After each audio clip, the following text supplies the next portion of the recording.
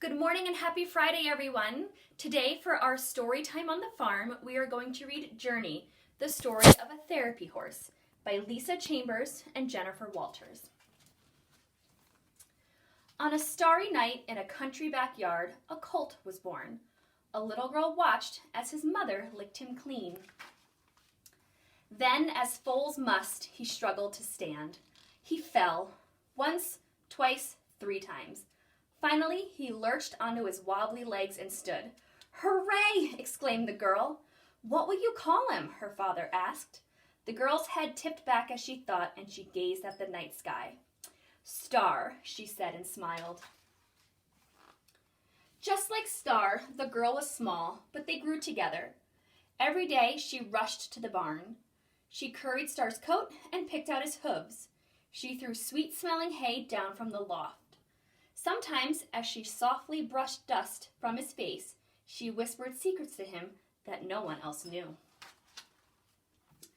Star learned to accept a bridle and bit, and even the snug of the girth of the saddle around his belly.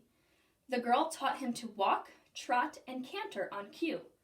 Together they sailed over cross poles. They won many ribbons, and the girl decorated her bedroom with them. For years, Star lived happily in the only home he'd ever known, with the girl who loved him best. Then one day, the girl, who was no longer little, trudged into the barn. She slid open the stall door and reached for her horse. "I'm going away to school," she told him as tears spilled onto his cheek. "You can't stay here by yourself. I will find you a new home." Soon, a woman came to meet Star. She ran her hands down his legs and studied him from every angle. She lunged him in circles and watched how he moved. Then she swung onto his back and rode around the yard. "He's a nice horse. He'll do just fine," the woman said as she led him to her trailer. With his ears pricked and nostrils flared, Star climbed up the ramp.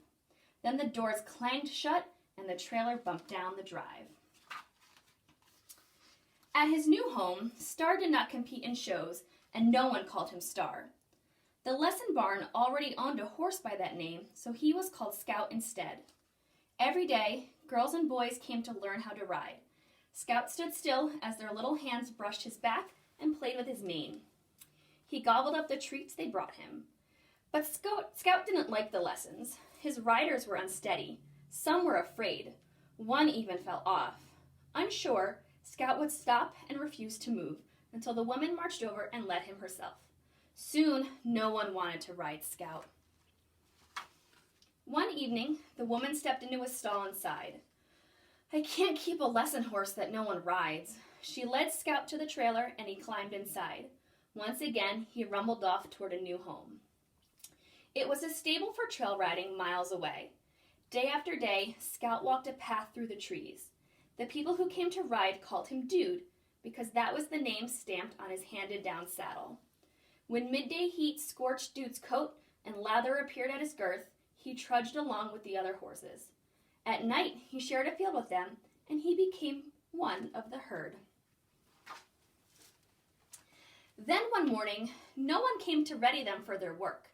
Instead, trucks and trailers rolled in. Horses were called out and taken away. 1, 2, 5, 10. Then all the others were gone except Dude. He waited alone in the big field. Days passed, but no one else came. He ate the grass until it was gone. He sipped murky water from the creek. He stripped bark from the trees and tried to eat it. Finally, one evening, a truck crept up the path. Dude lifted his head. A man climbed out and walked toward the horse.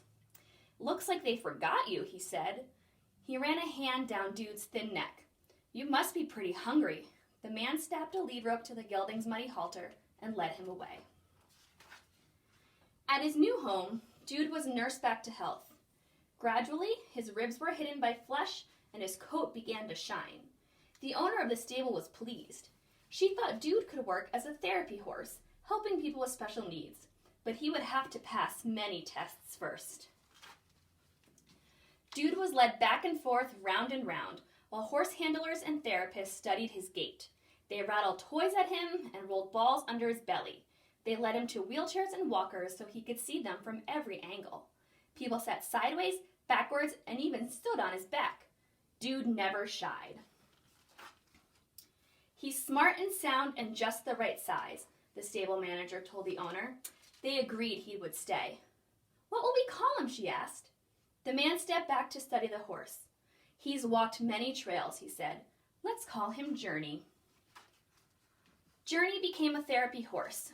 He stood still at the mounting block as therapists guided kids onto his back. Their muscles were strengthened as they reached for his ears and played games on the move. Helpers walked on either side of Journey to keep the kids safe as they balanced above him with their arms stretched wide.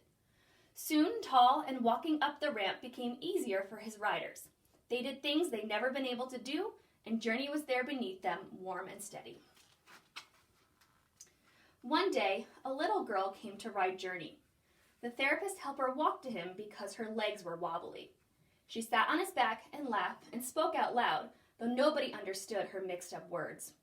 When their work was finished, the therapist helped her down from the horse. The girl giggled when his nose touched hers, and she laid her head on his cheek. She gently brushed dust from his face and whispered secrets to him that no one else knew. Journey closed his eyes and listened. Thank you guys for joining us, and we hope to see you again next week. Have a great weekend.